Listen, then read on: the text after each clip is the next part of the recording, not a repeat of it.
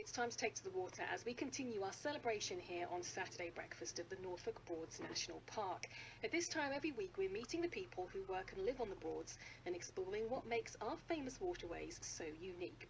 And today we're talking to a man who knows a lot about a very special lady. Mike Sparks is an archivist and skipper with the Norfolk Wherry Trust, and the lady in question is the 122-year-old Wherry Albion. A very good morning to you, Mike. Good morning.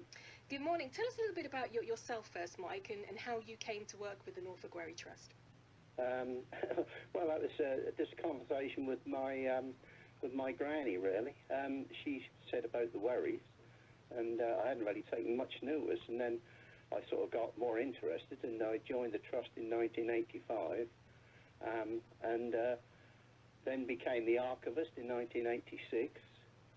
Helped on Albion for about 6 years as a mate, and then in 1991 I became a skipper, and that's what I've been doing ever since. So for those who don't already know or need a bit of a reminder, what is the Wherry Albion and why is she so important? Albion is a means of transport we used to use in the early days of the 1700s. That was for carrying cargoes up to Norwich. Albion is a 58-foot hull trading wherry with a huge mast and 1,200 square feet of sail, and she was worked by two men, and she used to carry cargoes in and around the Broads.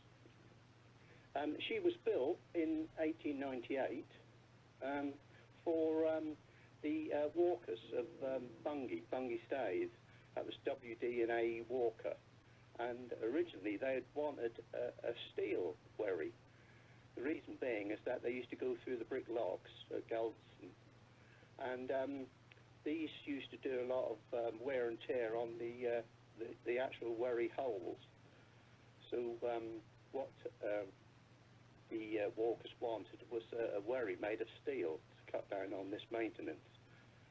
All wherries at that time were clinker built, which is overlapping planks, and when they go through the brick locks they were getting a lot of wear.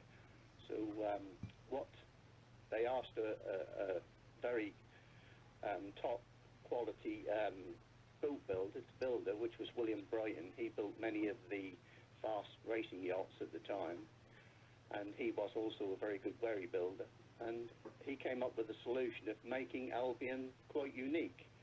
He built a carvel built, which means that the planks on the side of the hull sit side by side instead of the overlapping planks of the clinker. And the reason he did that is because if you damage a plank, you can just take that plank out without touching the other planks either side. So Albion is unique in that way. So she really is very unique, isn't she? And has that uniqueness and what you described there meant that she can endure, if you like, and continue? Well, I think that was probably the reason why she lasted so long, because the maintenance was easy to keep on her. She had a bit of a checkered career. She on her first trip, she was supposed to carry 36 tons, but William Brighton had done such a good job, she carried 44.5 ton of cattle cake from Lowestoft to Bungay, so we'd actually got another 5 tons built into her. Ah, typical Norfolk gal, isn't she? So, I mean, how many wherries are left now? I mean, is she completely unique? Do many remain? There are. We've got more wherries now than what we had around the war, or sailing wherries, that is.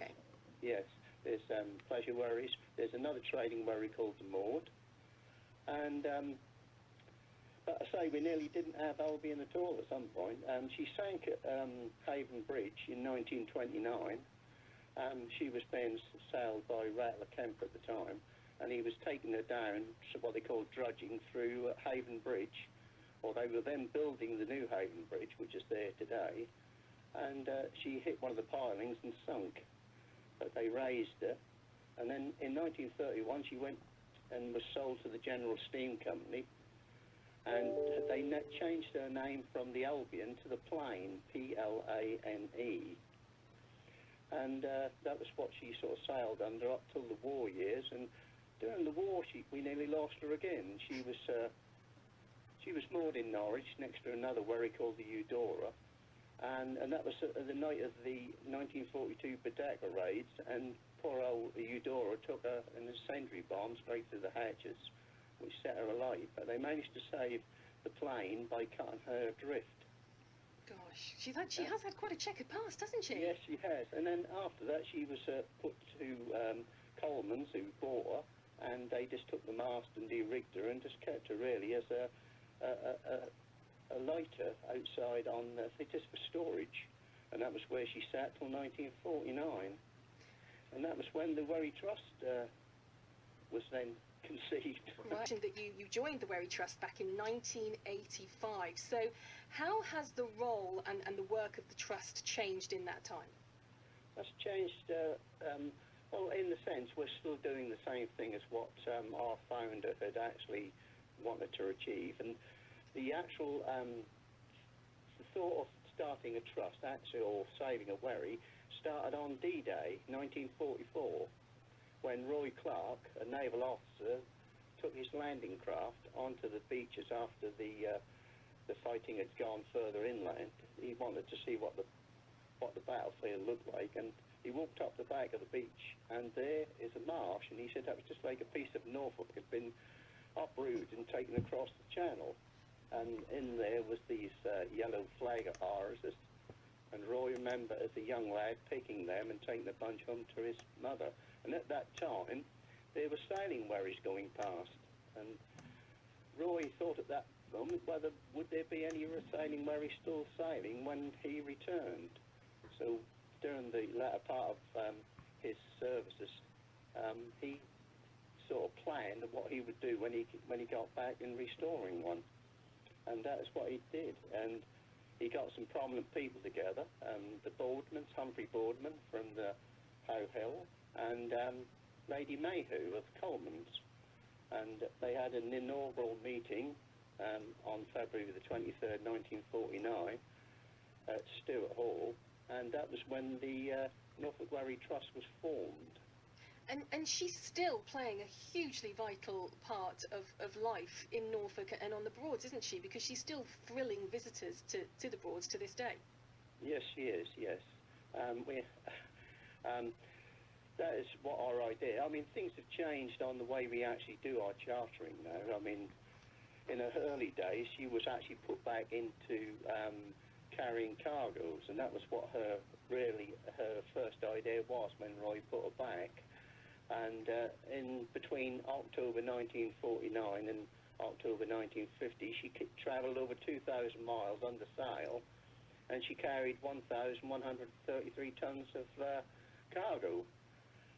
The sad thing was she only earned £460, which is only £5 more than she cost 50 years before. Oh dear, oh dear. So, the trust was working at a loss all the time, sadly, but people and the volunteers carried on. You know, the enthusiasm was there, and that's what she did. And she was in quite a bad state in the 1950s. She sunk twice, and she broke her mast on Braden Water while she was racing, so that added to the costs. And in 1966, they had a Save the Wherry Week just outside the railway station. An Albion was brought up to near Foundry Bridge, and that was when the Duke of Edinburgh got involved and became our patron. And the Duke of Edinburgh came again in 1975 to give support again, to obviously help things along, because, like I said, keeping a wherry is a very expensive job to do, and it's more like the fourth bridge, you know, it's never ending. Well, I know how wonderful she is because I was lucky enough to spend a day on the Wherry Albion a few years ago now for my father's 70th birthday. We surprised him, and it was just such a lovely day out, and you know, with the skippers we had a wonderful time and just learning about her history, and my dad absolutely loved it. So it's wonderful that she's there, and she's there educating and giving a wonderful time to people today. So if anybody wants to find out more about the Albion and the Trust, how can they do so? Kirsty? Yeah.